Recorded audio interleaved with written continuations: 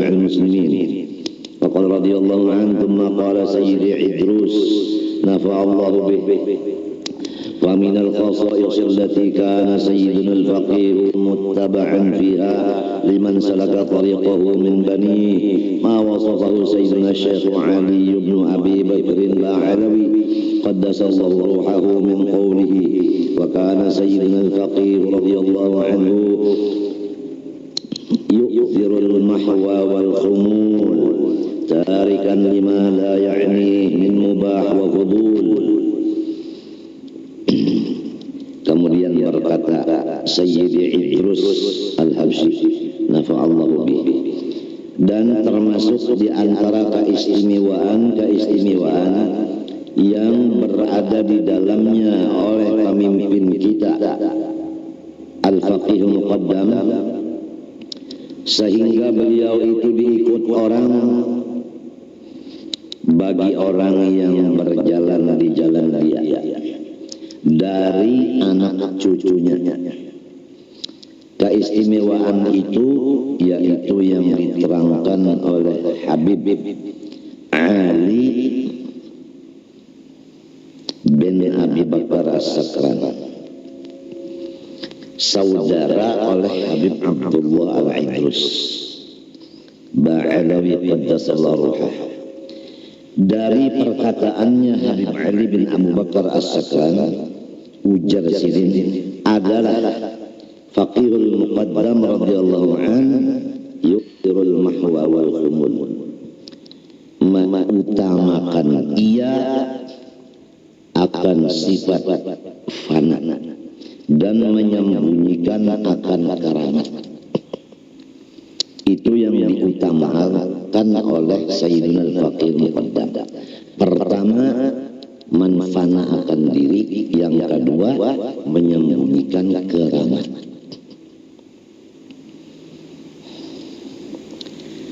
Tarikan lima la ya'ni min mubah wa qabul, meninggalkanlah ia bagi setiap sesuatu yang tidak berfaedah, baik pekerjaan itu harus maupun yang sia-sia.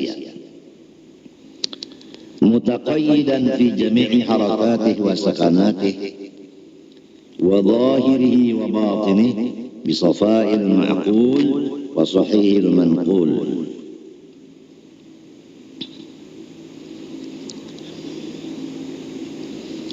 Beliau berpegang teguh pada setiap gerak dan diam beliau, zahir dan batin, dengan ilmu hakikat dan ilmu zahir, yang kedua-duanya itu bersih lagi benar. Wala yataqayyadu birusumin wala ma'lum, dan tidaklah ia tergantung dengan pangkat keduniaan dan tiada makan gaji. Wala bisyai'in yunsabu ila syuhratin, dan tidak ada ia memegang sesuatu yang menyebabkan dia masyhur, terkenal. Bal tariqatuhu al-faqrul haqiqiyyu wal iftiqarul kulliyyu wal iqtirarul fitriyyu wal mahwul asliyyu. Tetapi jalannya Faqih Muqaddam adalah sifat fakir yang sebenarnya. Maksudnya tidak merasa mempunyai wujud sekali-kali, dan senantiasa berhajat dari keseluruhan sesuatu kepada Allah, serta mempunyai sifat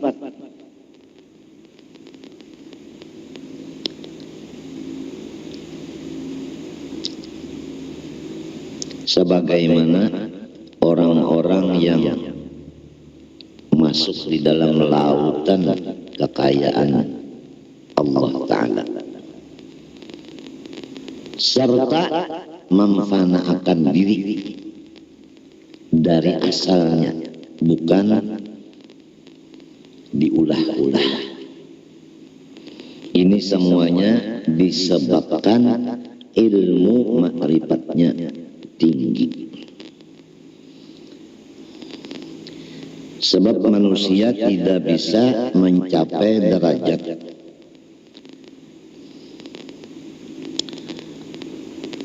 yang di atas itu tadi terkecuali sesudah penuh dadanya dengan ilmu ma'qul dan ilmu manqul tadi. Ilmu ma'qul yaitu ilmu batin, ilmu manqul yaitu ilmu zahir. Jadi menguasai akan ilmu syariat dan hakikat, thariqat dan ma'rifat, sehingga diberikan maqam mahwul asli itu tadi, fana yang sebenarnya. Qala Syekhul Imam Abdullah bin Ahmad Basudan radhiyallahu anhu fima yata'allaqu bi'ulumi ahli al-haqa'iq wal isyarat wa fi na'ti haula'il qadat. Ujar Syekh Imam Abdullah bin Ahmad Basudan membicarakan ilmu-ilmu ahli hakikat dan isyarat dan menyatakan akan sifat-sifat mereka itu.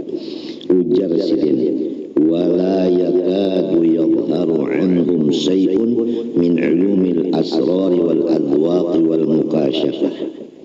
Dan hampir-hampir tiada terlihat dari mereka itu sedikit pun dari ilmu-ilmu kebatinan, ilmu-ilmu pengerasaan, ilmu-ilmu kasyaf,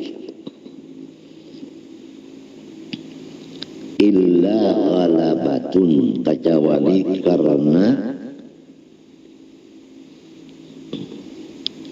terlanjur pandai.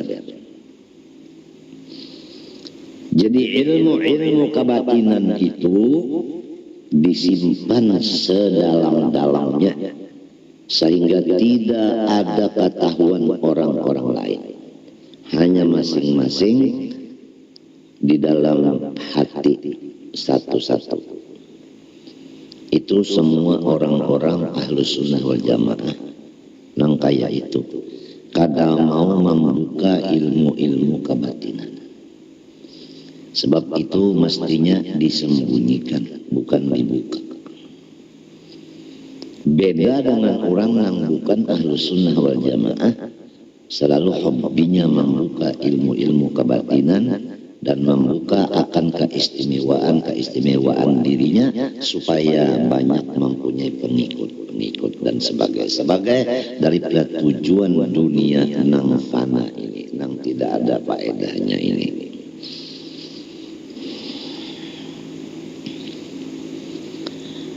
ولا يضعون ما ذاقوه ووصلوا إليه منها ويدونوه في الأوراق.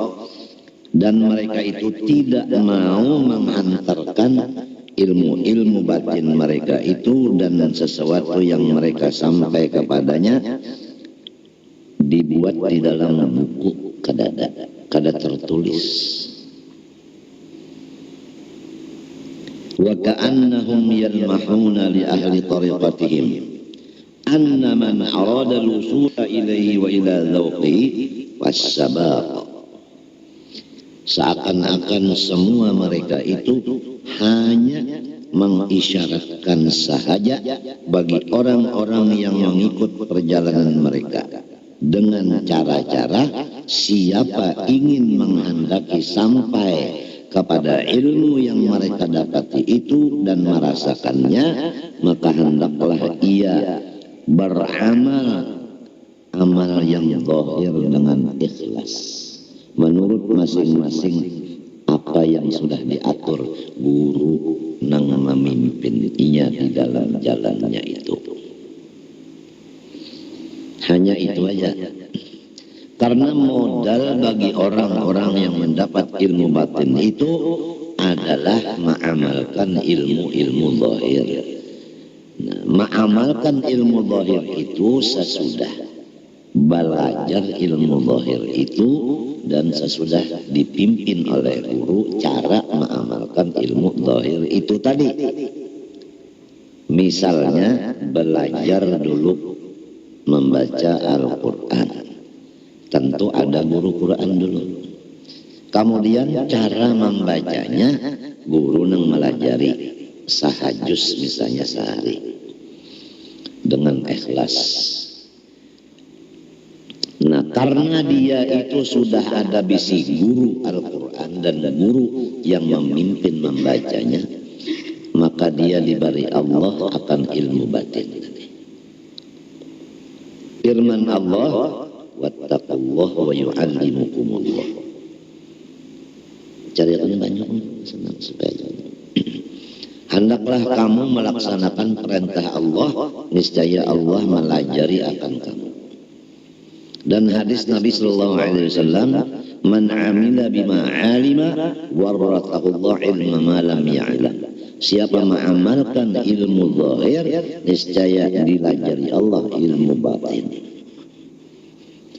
Jadi kada bisa ilmu batin itu didapat di lidah, kada bisa ilmu batin didapat di buku, karena itu kada bisa ditulis dan kada bisa diucapkan.